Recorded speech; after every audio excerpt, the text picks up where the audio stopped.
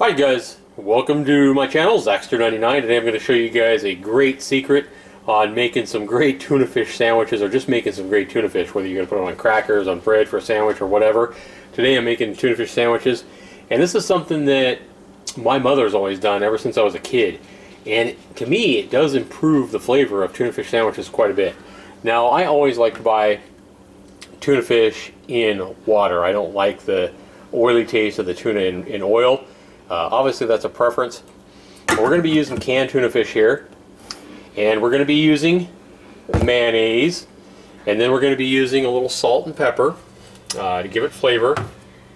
And another thing that I like to put in my tuna fish is right here, and that is sweet relish. But that's not even my secret ingredient that really takes tuna over the top, in my opinion. And my kids love this, and everybody that I've ever had really loves this with tuna fish.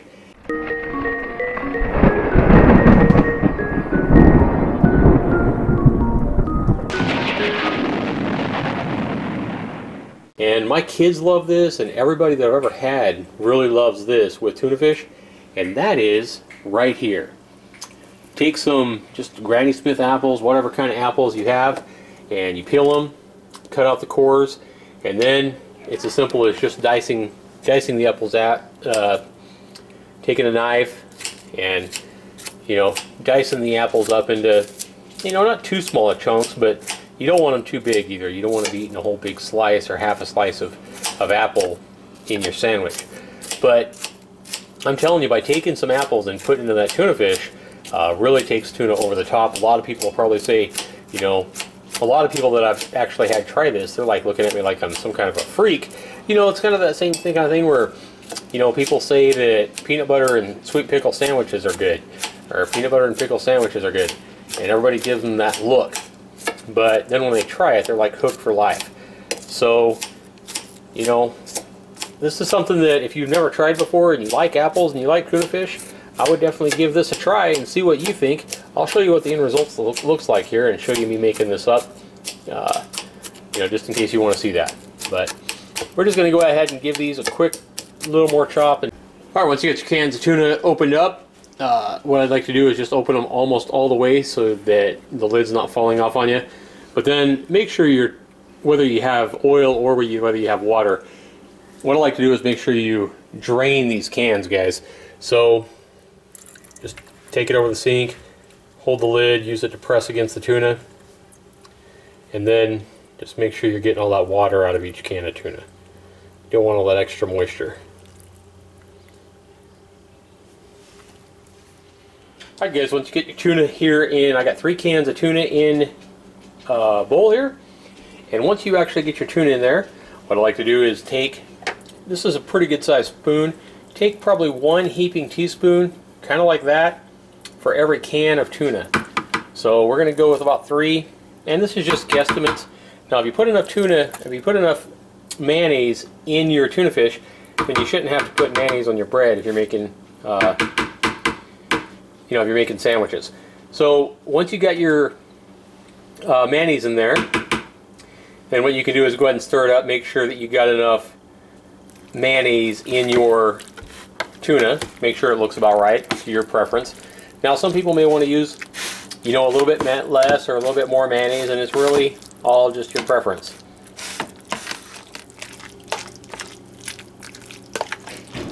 Go ahead and mix this up here.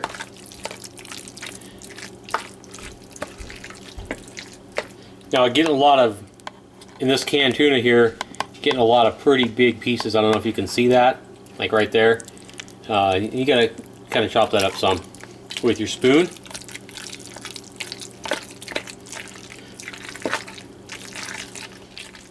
Alright, so for the sweet relish, again, this is the same kind of thing. Probably just 1 spoonful of this stuff per 6 or 7 ounce can, depending on what kind of cans you got. And again, this is just going to be preference. I'm probably going to go ahead and do about 5. So about 1.5 spoons per can is what I like in there. And then comes the secret, and that is our diced up apples. So we're going to go ahead and get those in there. Now this is just two really small apples diced up. So really one small diced up apple per 2 cans is probably about all you need. And then after that, really all it is salt and pepper and seasoning. Alright, so you guys know, if you've watched any of my future videos, that I'm pretty much of a pepper freak, so you're going to see me put quite a bit of pepper in here. And again, salt and pepper is going to be to your taste. You know, salt's the one thing you got to be really careful of, because if you put too much salt in something, then you're going to, you know, it's going to ruin it. But after you've salted and peppered enough food, you pretty much know what you like. And then the other thing that I've seen that I like to add to tuna fish that you guys seem to use a lot is, again, this Costco Kirkland organic no salt seasoning. I absolutely love this stuff. I think it makes so many things taste so much better, whether it be eggs or casseroles or, you know, my Thanksgiving dressing or whatever. And then at that point, go ahead and mix it up.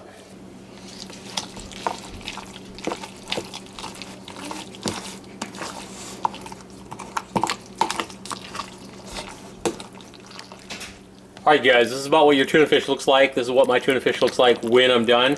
Got everything all mixed up together. You may want to add a little bit more mayonnaise or a little bit less mayonnaise, or, you know, whatever you guys like. But as you can see, with all those apples in there, it gives it a nice texture and makes it absolutely delicious on your sandwich. So maybe see me spread this on some bread here and make me a quick sandwich here. And then just refrigerate it. If you make, you know, I like to make enough to where I can refrigerate it for a few days, or for a couple of days anyway, and have tuna fish ready to go for sandwiches just like this. And as you can see, you can eat that just on one piece of bread, or put a top on it, and that makes a absolutely delicious tuna fish sandwich. So, you know, I also like to put this on like Ritz crackers or just crackers. Definitely is really good on that too. So hopefully that's helped you guys make some tuna fish that you and your family and your loved ones will like. Try the apples, try the relish if you've never tried it. Be sure you leave the comments down below. Let me know what you guys think. What do you guys add to your tuna fish?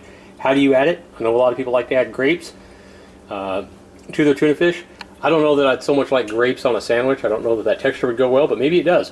Whatever you guys do to your tuna fish to make outstanding tuna fish sandwiches, be sure you let me know in the comments down below. Be sure you subscribe to me right here, and be sure you rate this video. Give me a thumbs up if you like the video. If it helps you make a great sandwich, be sure and show me by giving me that thumbs up. Thanks so much for watching, everybody. This has been Zaxter99.